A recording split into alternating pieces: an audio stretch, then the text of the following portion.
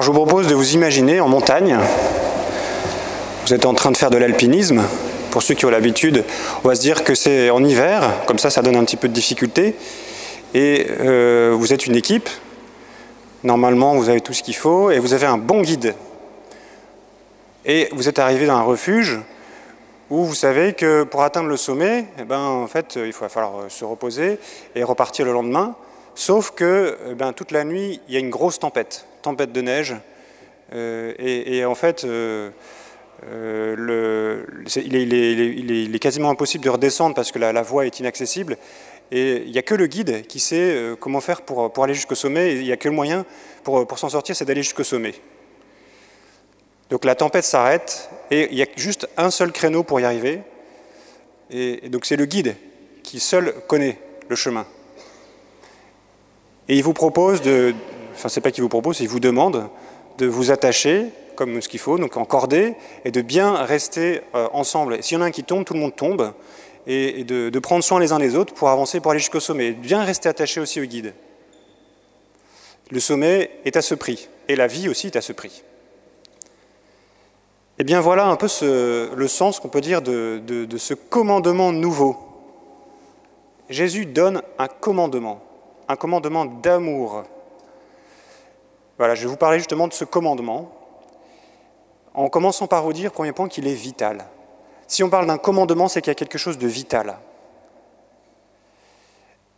Alors, il peut paraître nouveau, mais en fait, il y a quelque chose déjà qui est vécu. Aimez-vous les uns les autres, c'est déjà connu. Mais là, ici, il s'agit d'aimer comme Jésus. Mais là, je reviens sur ce point vital. Pourquoi c'est vital ? Bien parce qu'il en va de votre vie éternelle.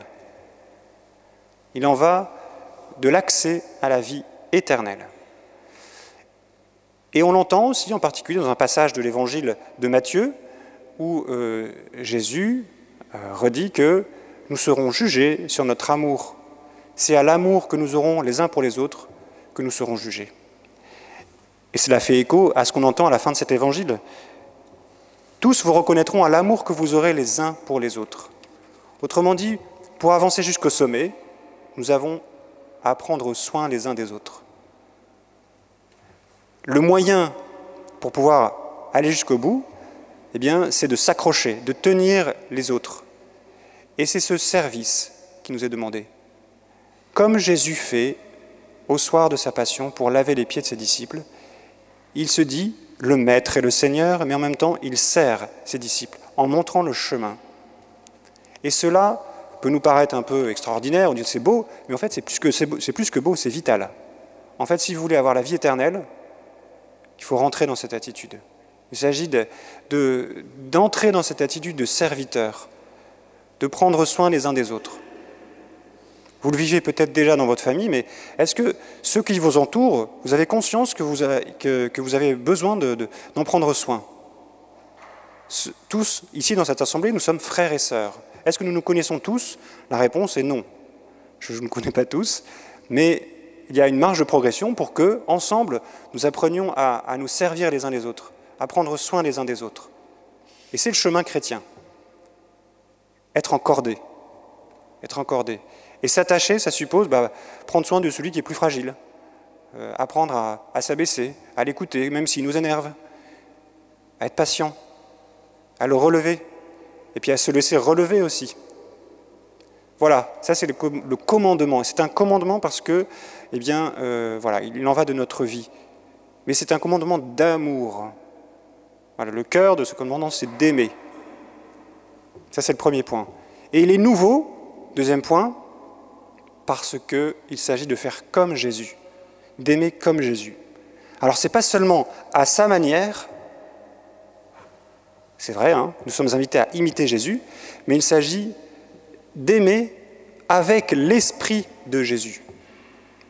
D'où la possibilité d'aimer à partir de notre capacité humaine et à partir du don de Dieu. Aimer comme Jésus aime, c'est à la fois un engagement personnel et un don de Dieu.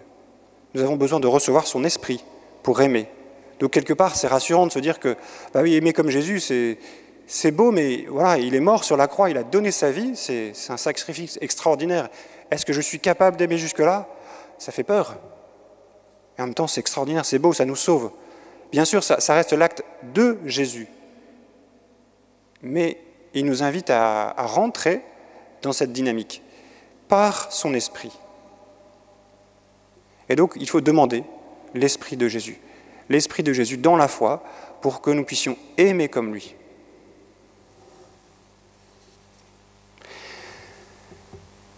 Voilà pour ces 2 points. Et vous voyez que le sommet qui a visé, c'est la vie éternelle.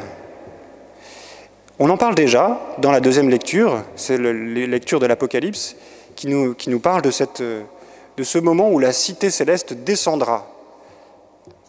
Je vous encourage à relire ce passage qui est extrêmement beau, en tout cas, qui stimule notre espérance, je crois.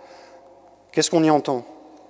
On y entend « Voici la demeure de Dieu avec les hommes, il demeurera avec eux, et ils seront ses peuples. Et lui-même Dieu avec eux sera leur Dieu. Il essuiera toute larme de leurs yeux. Et la mort ne sera plus. Il n'y aura plus ni deuil, ni cri, ni douleur. Ce qui était en premier s'en est allé. » Voilà cette promesse. Plus de mort, plus de cris, de douleur, plus de deuil. C'est ça ce qui nous attend. Cette vie éternelle, remplie de joie. C'est un sommet. Mais il faut y aller. Il faut garder le cap avec Jésus, mais ce n'est pas pour tout de suite. Dieu nous en donne le goût pour pouvoir nous faire avancer, puis il est avec nous, donc quelque part, sa vie et la vie éternelle est au milieu de nous. Mais voilà, nous y entrerons pleinement après notre mort. Hein. Donc en attendant, nous avons quand même à lutter. Donc la souffrance est liée à l'amour, en fait. Dans notre monde, aujourd'hui, il est impossible d'aimer sans souffrir. Alors ce n'est pas une fatalité, hein. Mais on regarde Jésus pour comprendre ça. Et qu'est-ce qu'il nous dit? On comprend que aimer tel que Jésus nous le montre, en fait, entre en contradiction avec ce qui est dur en nous, avec le péché. Et cela, ça fait souffrir. Cette opposition entre l'appel extraordinaire à se donner, à aimer, et la résistance à l'amour, donc le péché, la violence, qui est aussi en nous, hein, ça fait souffrir. Ça nous fait souffrir. Mais ça fait partie de ce chemin de purification. Avancer avec Jésus, c'est accepter de passer les précipices, parfois de se fouler la cheville, mais d'avancer, d'être porté par d'autres, peut-être de se casser un bras, mais c'est pas grave, on avancera. Si on vous dit, il va falloir vous lever tôt le matin pour avoir froid, pour avoir faim et avoir chaud, ensuite, et souffrir, ça ne vous donne pas trop envie.